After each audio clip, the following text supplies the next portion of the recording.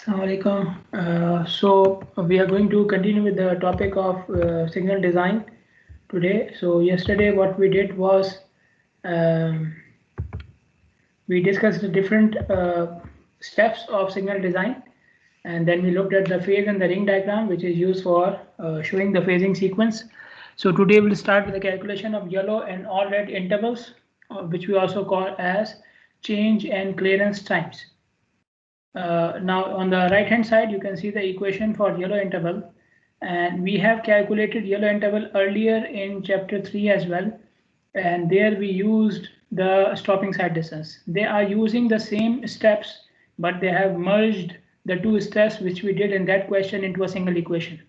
So what we did in that example was calculate the side distance, then divided by the speed to calculate the yellow time. They have merged the two steps into one. So this is the equation of side distance divided by the speed. Okay, so you have T, which is the reaction time. S85 means 85th percentile speed. A is the deceleration rate of the vehicle, and G is the gradient. So it is multiplied by 0.01. That means you will just put G in percentage. Okay. And why this is 64.4? Because in the actual equation of side distance we had 2g, 2 into gravity. So gravity is 32.2, so 2g means 64.4. So this is the parameters are the same as that equation. Now how do we get S85? You have to go back to the topic of spot speed studies. So we had the spot speed table, we developed, or we drew the cumulative frequency graph, and from the cumulative frequency graph we found the 85th percentile speed. Okay, we did it in that chapter as well, and this is how you should do it. But for example, your partner doesn't trust you and he didn't give you the full data because he said you will forward it with your name. Okay, something like this. So in that case, you don't have the 85th percentile speed, you don't have the data to draw the graph and find out the 85th percentile speed. In that case, you will use the average speed. Okay, so you will just ask him, okay, you don't trust me, just give me the average value. So you take the average value and you do plus 5 miles per hour. So average plus 5 will give you 85th percentile speed. But this should only be used if you don't have the data. If you have the data, you have to plot it and find out the speed from the cumulative frequency graph. Okay. So this is the equation for yellow interval. Then for all red interval or clearance interval, we have three scenarios. The first scenario is there is no pedestrian movement on the intersection. So pedestrians maybe they are not allowed to cross the intersection. Okay. So in that case, you will use this equation. In this equation, you can see W, L, and S15. AR means all red. So L is the length of the car, which is taken between 18 to 20 feet. S15 is the 15th percentile speed. So again, going back to the same concept, you should have the frequency distribution table. You will plot the cumulative frequency graph and you find out the 15th percentile speed. If you don't have the full data, then you can do this: average minus 5. Average speed minus 5. So if you know the average and you don't have the full data, then you can calculate 15th percentile by deducting 5, and you can calculate 85th percentile by adding 5. Okay, but this is again to be used when you don't have the data. What is W? W is the width of the intersection from one stop line to the conflicting stop line. From one stop line to the conflicting lane of the stop line. Let me show you. So this is W, you can see here. So this is your stop line and this is the stop line on the other side. Okay, so they are saying that this is W is the path you have to clear for the other vehicles. If you are within W, if you are within this distance, that means the intersection is not clear for other vehicles. So W is the path which you have to clear for the other vehicles, which is from one stop line to the opposite stop line. Okay. If there is no pedestrian movement, then you will use this equation. If there is significant pedestrian movement, number of pedestrians crossing are very significant, and I will explain you after a few minutes what do we mean by significant, how many numbers are significant. So the equation will change. The equation is this: P plus L upon 1.47 S15. So S15 is again 15th percentile speed. L is the length of the car. P is the distance from the stop line to the farthest crosswalk. Stop line to the farthest crosswalk. You can see it here. This is stop line. This is a crosswalk. and we are taking to the farthest edge of the crosswalk. So not this edge, but this one. Okay. So again, the concept is the concept is same. Until you cross this edge, the path is not clear for the pedestrians. Until you cross this edge of the crosswalk, the path is not clear for the pedestrians. Okay, so a stop line is basically a line, but crosswalk has a width, right? You walk on the crosswalk. So crosswalk has a width of few feet. So you have to clear the whole crosswalk basically, okay, for the pedestrians to cross, right? Otherwise the path is not clear for the pedestrians. So P is the path you have to clear for the pedestrians. So it starts from the stop line till the edge of the crosswalk. So this is P. Okay, now if you have some pedestrian traffic, so pedestrians are allowed to move and they are moving on the intersection, but their number is not too high. Again, I will explain you later on what do we mean by number not too high. So in that case, you will use this set of equations. These are two equations basically. Okay, these two ratios are two equations basically. And you can see you will take the maximum out of these two ratios. So you calculate this one and then you calculate this one, and to calculate the two brackets and then pick the highest one. Do not multiply them. Do not multiply them. These brackets are not multiplied. You calculate both ratios within the brackets and then you will pick the highest one. Okay, the parameters are same, P, S15, WL, everything is the same, which I explained earlier. Let us apply one example here. We have to find out the change in clearance level for a signal intersection approach.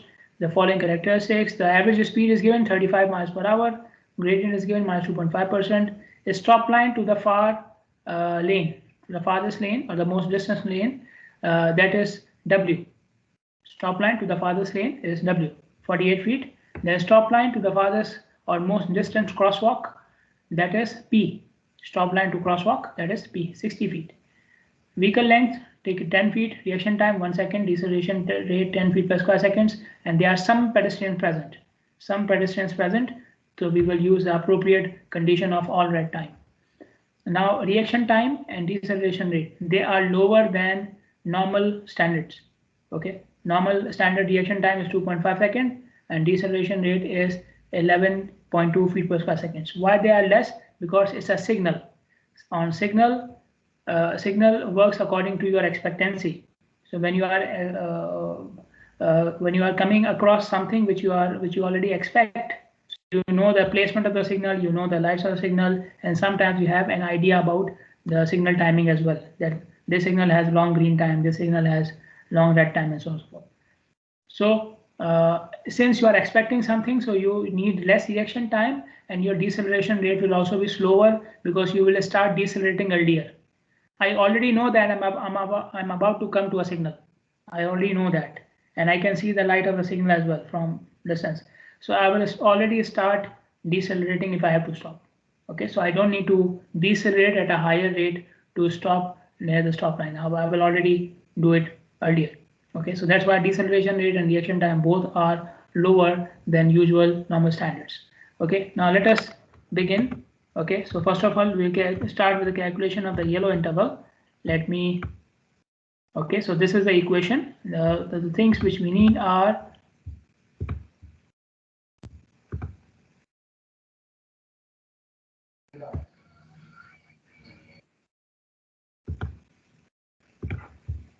okay, so we need S85. So they did not give me S85, they gave me average speed. Average speed is 35. So 35 plus 5 will give you the 85th percentile speed, which is 40 now. Okay, and I need what? I need T. So T is given as 1 second reaction time. I need A. So A is given as 10 feet per square second. What? G. G minus 2.5%. Okay. Give me yellow interval.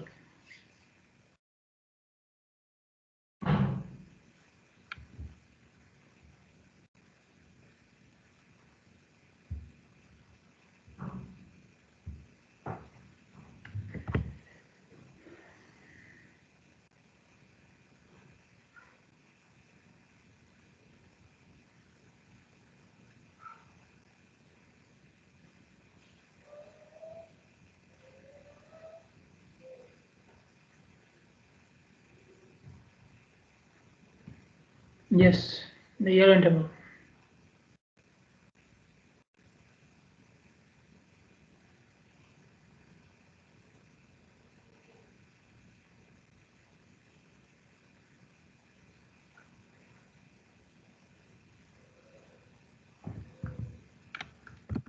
Okay, 3.4, 4.2 second is the correct answer.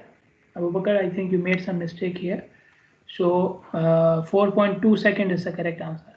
Okay, so all yellow time is 4.2. Now we'll calculate all red. For all red, we need to decide which condition we have to follow.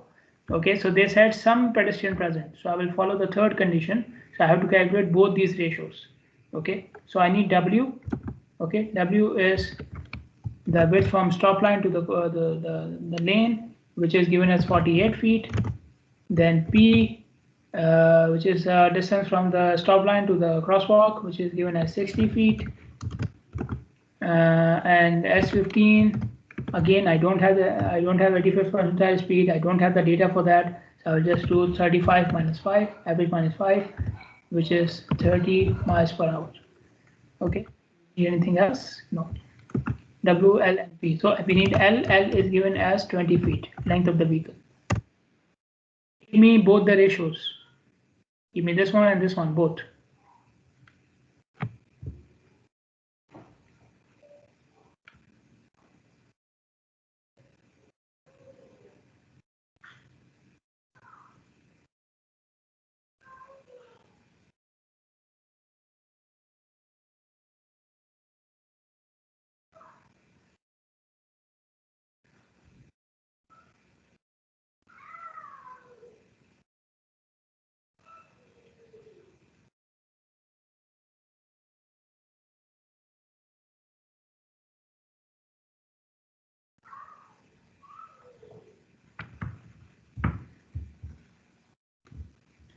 (1.54) and 1.36, so you will take 1.54. As I said, you will take the maximum. So maximum is 1.54 or 1.5 second. Again, 2.09 is not correct. 2.09 is not correct. It's not any of the ratios. The correct ratios are 1.54 or 1.36, and you will pick 1.54.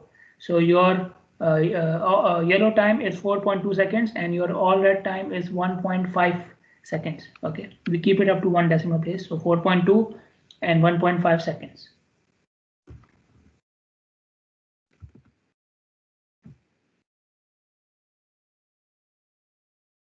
Okay. Now let us discuss the concept of lost times. We have already discussed it. So we said there are two lost times: startup and clearance. So startup lost time was you can find it from the field, and I already explained the procedure that you go in the field and you start measuring the headways of the vehicles. So the first 3-4 vehicles will consume some extra headway, and after that you will have the saturation headway. So when you subtract the saturation headway for the headway of the first 3-4 vehicles, you will have the startup lost time. Okay, so but as they are saying, if you are too lazy to do that and you don't want to do that, then you can take the startup loss time to be 2 seconds per phase. Startup loss time can be taken as 2 seconds per phase. Okay, so this is a recommended value, obviously, again to be used if you don't have the data. Okay, then we had the other one as a clearance loss time. Okay, we said clearance is basically the all red. Okay, but they are saying as per SCM, they have seen some different types of drivers. They haven't seen us, believe me. Why I'm saying this? Because they are saying motorists only use the first 2 seconds of yellow and not red. So basically yellow is itself 2 seconds or more. So they are saying motorists do not usually use the full yellow as well. Okay, now what happens according to them, not according to us. According to us, what happens is, we use yellow or red, whatever. Okay, we see yellow, we speed up. But they are saying the motorists who are very close to the signal, only they decide to go when they see the signal yellow. Motorists who are who are slightly far from the intersection, when they see the signal yellow, they start preparing for a stop. Okay, so this is why I'm saying they haven't seen us. So they start preparing for a stop. Okay, so when they reach close to a signal, most of the time the signal is still yellow, but since they have decided to stop, so they stop. So even some part of yellow is also not used. So this part of yellow should also be within the clearance time, the clearance loss time, Okay, so they are saying only the first drivers who reach the intersection within the first 2 seconds of yellow, only they should be trying to pass. The ones which are coming after that, they are the ones who have already made up their mind that we don't have enough time and we will stop. Okay, so that usable time is 2 seconds. So if you want to calculate the clearance loss time, then you will put yellow plus all red, capital Y. Capital Y is yellow plus all red minus E, which is the used time of yellow and all red, which is 2 seconds. So total loss time will be L1, which is 2 seconds from here, and L2, the clearance loss time, you will do capital Y minus E, capital Y minus 2 basically. Now for the previous example, capital Y was 4.2, which is yellow, plus 1.5, which is all red. So you add them, you get capital Y 5.6 seconds. Now L2 was capital Y minus 2. So 5.7 minus 2 will give you 3.7 seconds. Total loss time for this phase will be 3.7 plus 2. Which 2? L1. Total loss time is L1 plus L2. So this is L2 3.7 and L1 is again 2 seconds. So 2 plus 3.7 will again give you 5.7 seconds. So this also means what? If you are taking the recommended values of L1 and the use time of yellow, or E as they are calling it, then TL will always be equal to capital Y. Using the recommended values means that TL is always equal to Y. Okay, loss time is always equal to yellow plus all red, but only if you are using the recommended values. Okay, if you find your own values, maybe you are finding L1 as 1.5 or 3.2 or whatever, then obviously TL will not be equal to Y. Okay, why here TL is equal to Y? Because you are subtracting 2 here for L2 and then you are adding 2 again for TL. So obviously they will become equal. Critical lane volumes. Now we said for each phase we have to find out a critical lane. Now when you are finding out the volume of the critical lane, the first thing you have to keep in mind that what we already discussed for level of service analysis, that passenger cars are not same as heavy vehicles. So they cannot be merged together. You cannot say, okay, 100 passenger cars, 50 trucks, 150 vehicles. No, 50 trucks do not mean 50 cars. 50 trucks are not equal to 50 vehicles. You cannot merge them. You cannot put them together. It's like you are putting apples and bananas together. Apples and bananas are two different things, right? So if you have 2 apples and 2 bananas, you will not say I have 4 apples or 4 bananas. You will say I have 2 apples and 2 bananas. They have to be kept separate. In order to merge them together, you have to make what? You have to make a salad. Okay, so you have to convert either the apples into bananas or bananas into apples. So we already know how to convert the heavy vehicles into passenger cars, right? For the level of service analysis, we have the equation and we have the tables. So we have the tables for equivalency factor and we have the equation to calculate the adjustment factor to convert heavy vehicles into passenger cars. Okay, so whenever you are finding out critical lane volume, that volume must be converted to passenger car units. So all heavy vehicles must be converted to passenger cars. And how to do that? We already know it from the level of service analysis. And we know that heavy vehicles or the equivalency factor for heavy vehicles has a effect of the gradient. Okay, it has the effect of the gradient. So for example, if you are allowing 2 lanes in the same phase, I showed this example yesterday as well. Let's say you are allowing this phase with these 2 movements. So if this movement has upward gradient, then this movement will have downward gradient.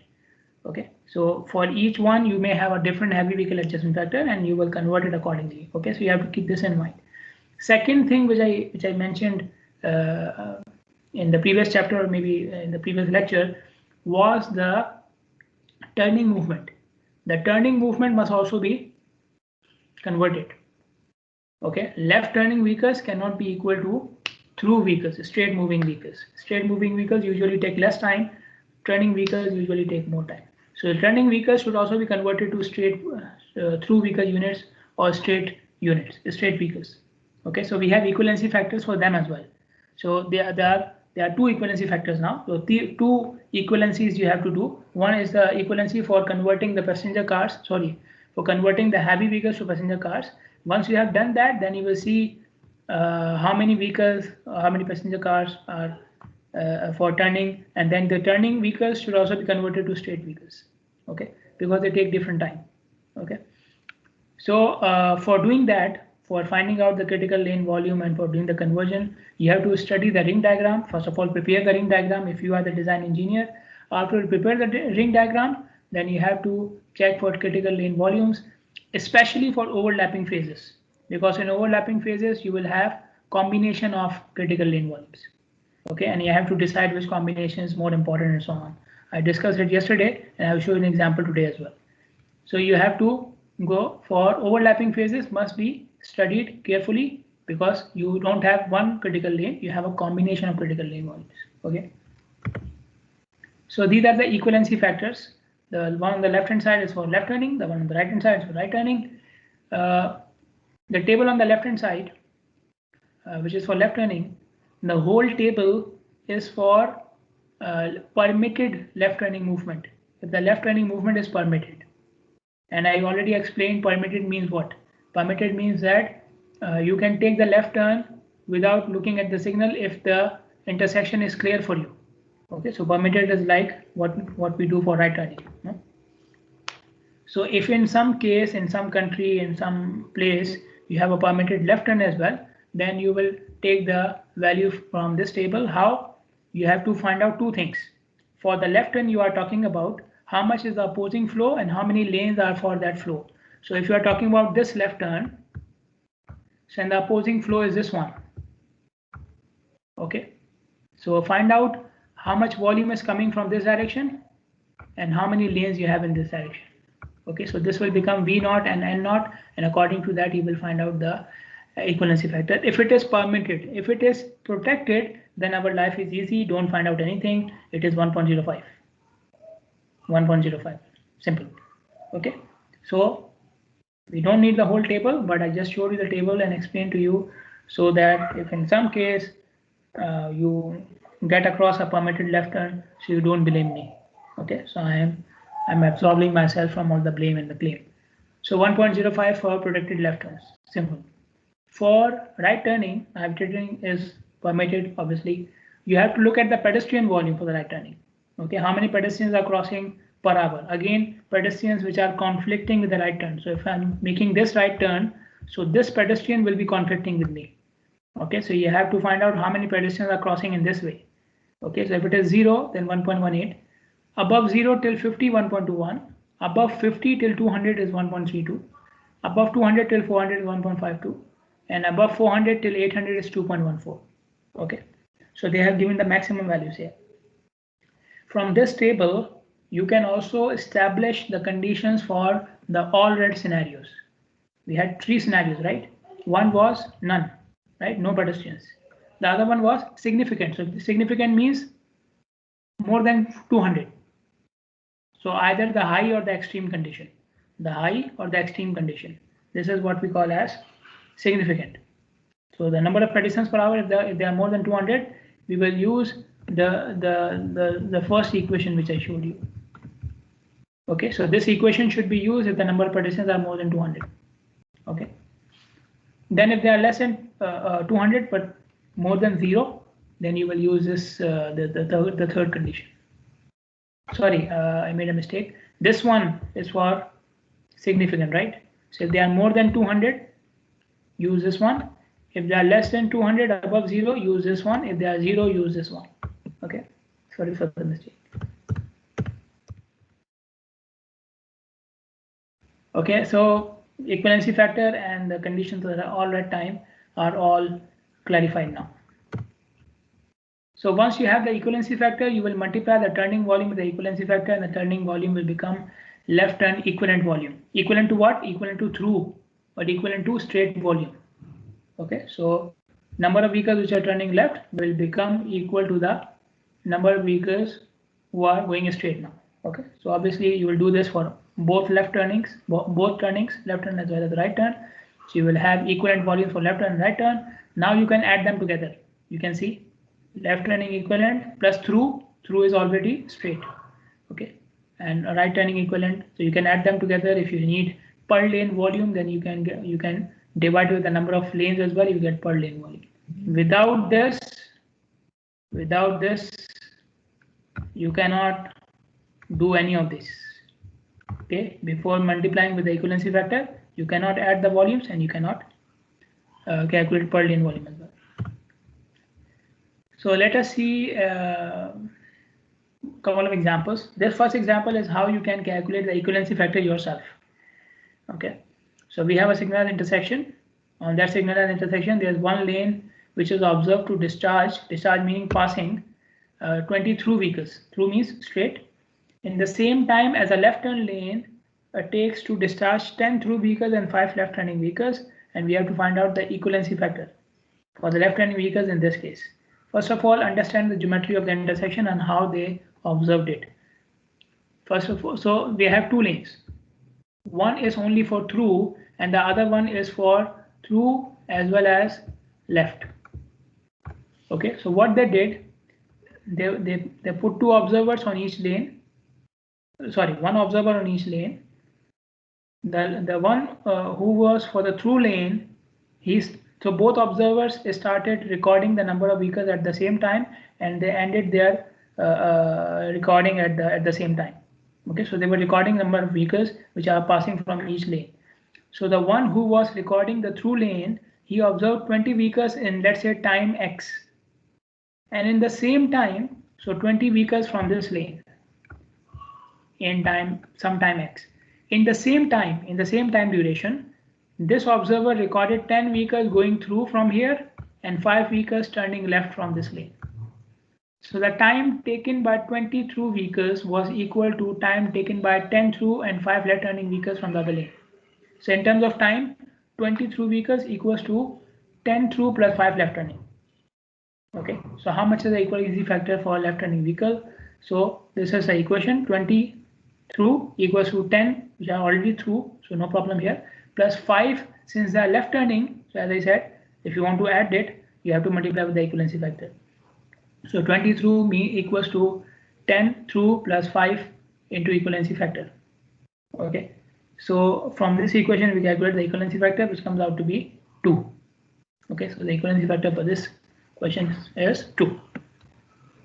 Then another problem, so we have approach volume of 1350 vehicles per hour, 8% left turns, 8% left turns. So out of 1350, 8% are left turns. So left turns are already part of this. Okay, the equivalency factor for left turning is 2.7 TVU. TVU means through vehicle units. Through vehicle units, and as I explained earlier, through vehicle means straight moving vehicles. So through vehicle units per left turn. This is the equivalency factor. We have to find out the total equivalent volume now. Total equivalent volume. Okay. So first of all, we'll find out what is the number of left turning vehicles. So they gave me a percentage, and then I will multiply that number with the equivalency factor to convert it into the through vehicle units, through vehicle equivalents. Okay. So the number of left turning vehicles, 1350 is the total, multiplied by 8% will give you 108. So 108 vehicles were turning left. Okay. Then the equivalent volume will be 1350 minus 108 to calculate the number of through vehicles. So 108 are turning left, the remaining are already through, so they don't need to be multiplied by the equivalency factor. So 1350 minus 108 will give you the number of through vehicles plus 108 into 2.7. Okay, this will give you what the equivalent of left turning vehicles. 108 is a number, 2.7 is the equivalency factor. You multiply with the equivalency factor, you will get the equivalent through vehicles for left turnings. Okay, so these are already through plus the equivalent of the left turning vehicles. You add them together, you get equivalent volume, which is 1534 through vehicle units per hour. Should be per hour. Okay, through vehicle units per hour. Okay, so this is how you can use the equivalency factor. Now let us look at another example. This example is not related to equivalency factors, okay? Because the volumes which you can see in this diagram, they are already converted to through vehicle units. So all values are in through vehicle units. They are in the same units basically. All values are in the same units, so I can compare them, add them, divide them, whatever I need. Okay, and you will see what do we need to do here. So, but you have to keep in mind they are already converted, they already multiplied with the equivalency factor. So this one Both the left turnings are already multiplied with the equivalency factor. So 150 and 250 are the through vehicle units. Okay, otherwise, and similarly 550. So the right turning is part of 550, right? So right turning is already converted to through vehicle units, and then they added it. So the total volume through vehicle units is 550. Okay, otherwise they should have mentioned two values, one for right turning and one for straight, and then you would have to convert it and so on. Okay, so this is a ring diagram. You can see this is a ring diagram. Why? Because you can see parallel movements here for different directions. Okay, if it was a phase diagram, then movements happening in the same phase would have been represented with the same box. And this is why we have to study the ring diagram for the critical lane volumes, because ring diagram shows you movement from different directions in different boxes. Okay, so there will be less confusion. In a phase diagram, movement from different directions happening in the same phase are shown with the same box. Okay, so we prefer to study the ring diagram. Okay, so how many phases we have? We have A1, A2, A3, and B. 4 phases. There are 4 phases. Okay, give me a second.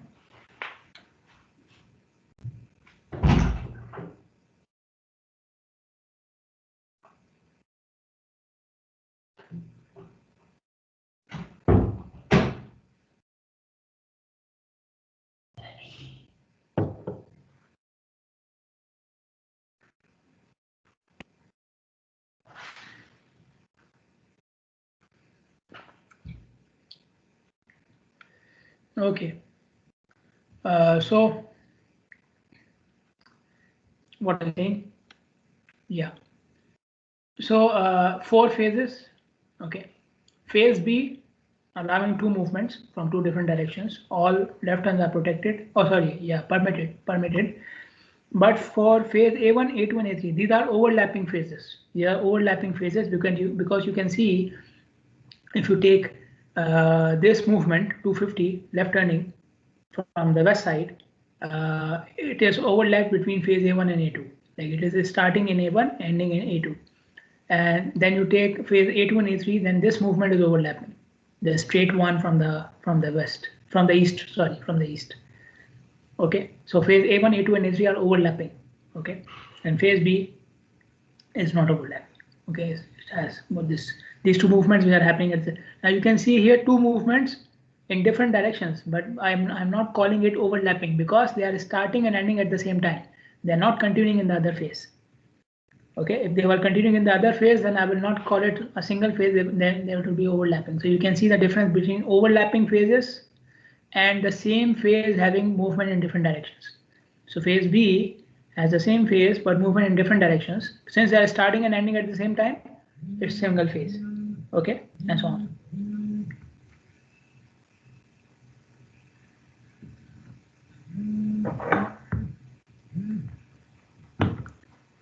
Okay, so first of all, we have to find out the critical lane volume. Which one should be the critical lane volume? Now for phase B, you have this lane and you have this one. This one has 280, this one has 300. And since both of them are in the same unit, so I can compare them. So 300 is higher, right? 300 is higher. So for phase B, critical lane volume is 300. For phase A1, A2, and A3, I explained to you earlier that you have to always look for the combination of critical lane volume, because for overlapping phases, you will not look at one critical lane volume, you will look at the combination. Okay.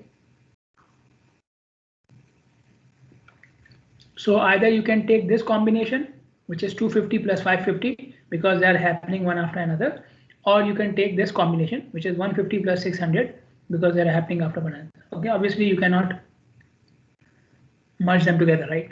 You cannot merge 250 and 150. They are happening simultaneously for some part. Okay, so either you can take the combination 250 plus 550, or you can take the combination 150 plus 600, whichever one is higher. So 150 plus 600 will give you 750. 250 plus 550 will give you 800. So higher one is this one. Okay. So for phase A1, A2, and A3, the combination of critical lane volume is 800. Okay, 250 plus 550. Why this one? Because this is higher than 150 plus 600. Okay. So total critical lane volume 800 for phase A1, A2, A3, and 300 for phase B. We add them together, you get 1100. So total critical lane volume for this signal is 1100 through vehicle units per hour. Okay, it should be in per hour. Then moving on, you will calculate the cycle length.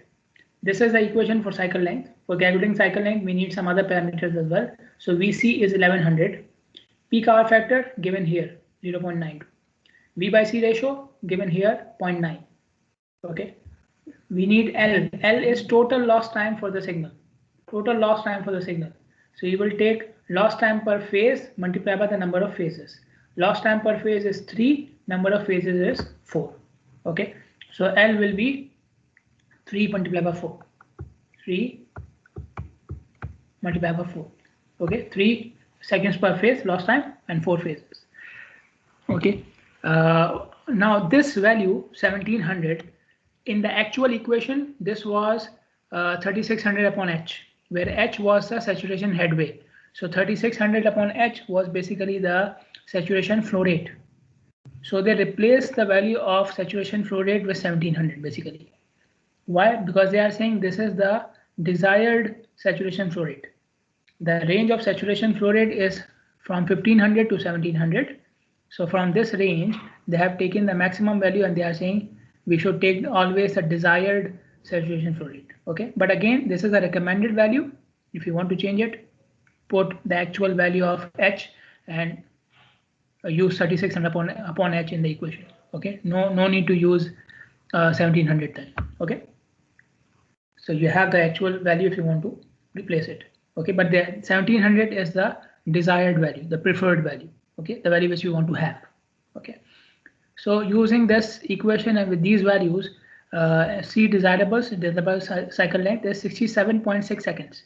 So this signal should have at least a cycle length of 67.6 seconds.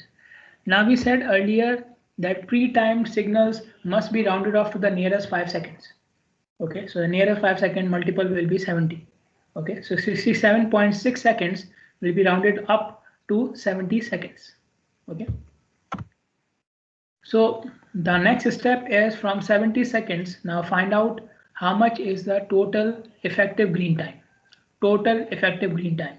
So from the cycle length, subtract total lost time. It will give you total effective green time. Cycle length is 70 seconds. Lost time per phase was 3 seconds. We have 4 phases. So 3 into 4 gives you 12. So 70 minus 12. Total effective green time is 58 seconds. Now you have to distribute these 58 seconds into 4 phases. You have to distribute these 58 seconds into 4 phases. Okay. So we will use the ratio approach here. The ratio approach is the effective green time for any phase is calculated by multiplying the total effective green time with the ratio of critical volume for that phase upon the total critical volume. Total effective green time multiplied by the ratio of critical volume of that phase divided by total critical volume. Okay, so we have a combined phase. So if you remember, we took this as a critical volume, the critical combination, right? 250 plus 550. So out of this combination, 250 is for phase A1 and A2. Phase A1 and A2. So 250 is the critical volume for phase A1 plus A2 for both of them. Okay, for both of them combined. And the total critical volume is 1100 multiplied with the total effective green time. So 58 multiplied by 250 upon 1100, 13.2 seconds. So A1 plus A2 combined should be 13.2 seconds. A1 plus A2 combined should be 13.2 seconds. Same thing for phase A3. The critical volume is 550 divided by 1100, which is total critical volume, multiplied by 58, which is the effective green. So the phase A3 should have 29 seconds. Phase A3 should have 29 seconds. Then I think I made a mistake here. This should be how much is it?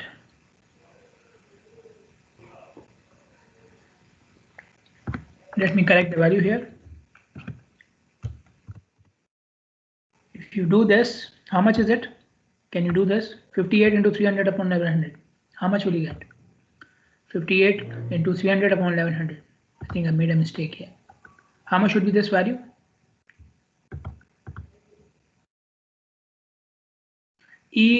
Was the time used by the motorist, Ali. E is the time used by the motorist, the yellow time used by the motorist. It was 2 seconds. Okay. 15.81. Okay, thank you. So this should be 15.8.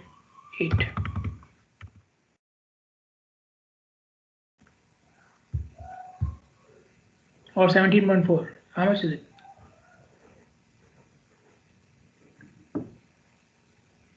Can somebody else? 15.8?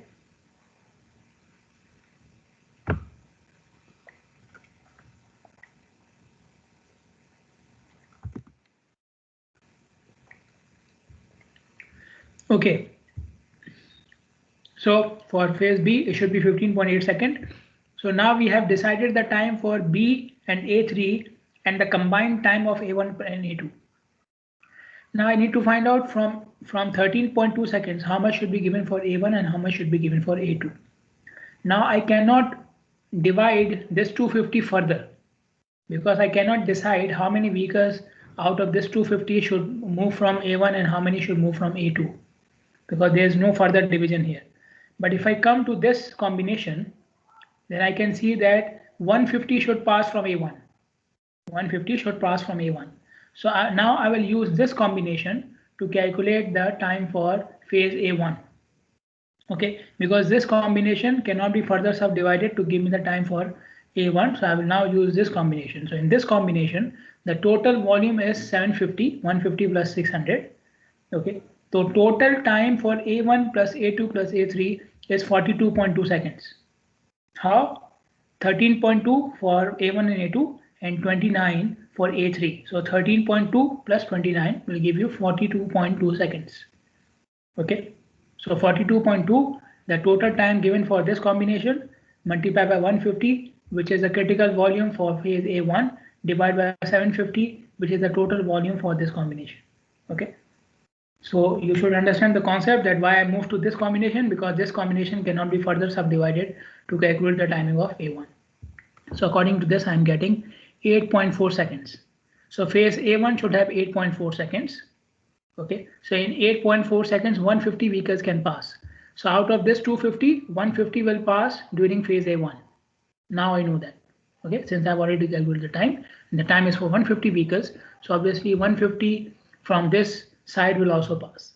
So 150 out of 250 will pass in phase A1 in 8.4 seconds. Okay, and obviously whatever is the remaining time will be the time for A2. So total time for A1, A2 and A3, 42.2 seconds, minus the time for phase A1, minus the time for phase A3, you get the time for phase A2, which is 4.8 seconds. Okay, so phase A2 only needs a 4.8 seconds. Okay, so in 4.8 seconds, 100 vehicles will pass out of this 250 in phase A2. Okay, so this is how you distribute the green time into different phases. Okay, and I have showed you the example with overlapping as well. Okay, so this was a good example. Okay, so we are done here. If you don't have any question, I'll go for the attendance.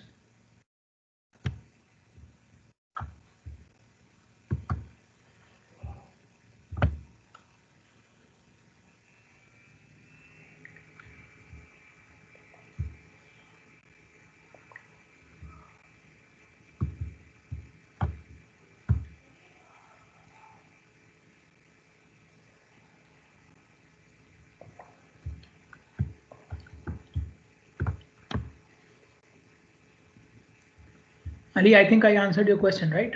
E was the time used from the yellow interval by the motorists.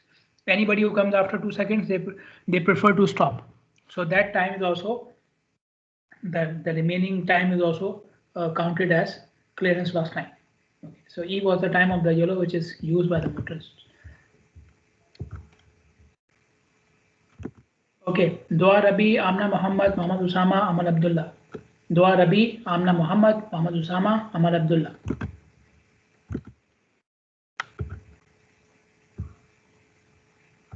Mohammad Noman Ali Mohammad Hakima Ali Zahra Sayed, Mohammad Noman Ali Mohammad Hakima Ali Zahra Sayed, Hakima Ali.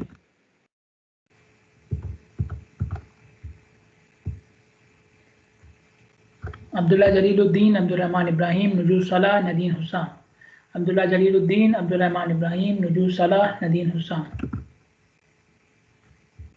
Abdurrahman.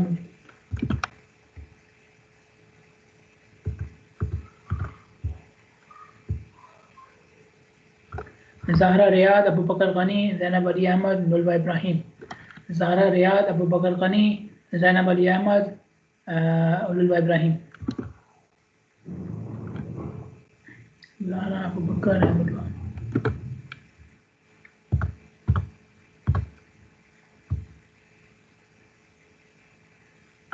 Maryam Abdul Amir Majd Bashar असीद Hasan Ali Mustafa, Maryam Abdul Amir Majd Bashar असीद Hasan Ali Mustafa, Aseel and Maryam.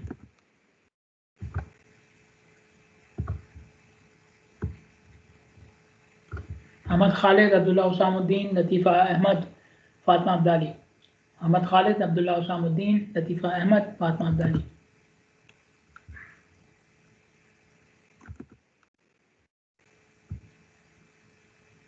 Zainab Abdali Zainab Abdul आल अला सलमान इसरा अब्दुल करीम, ज़ैनब अब्दाली ज़ैनब अब्दुल आल अला सलमान इसरा Abdul Karim,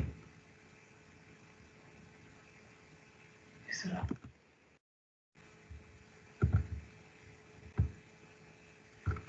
Ali Abdul Razzaq Elizabeth N Ali मक्की, Ali Abdul Razzaq Elizabeth N Ali मक्की,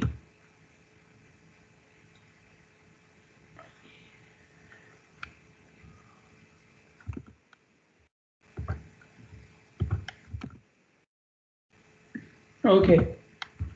Section 1, Section 1, people from Section 1.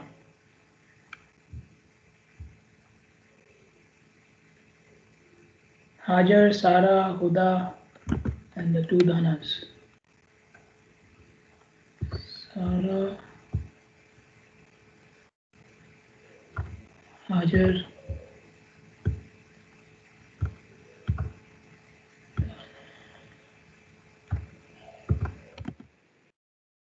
okay, who else? Anybody else from Section 1? Section 1.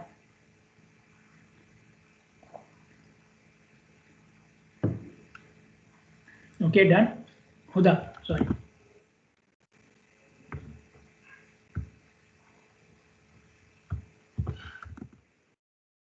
Okay, so we are done. So you guys on.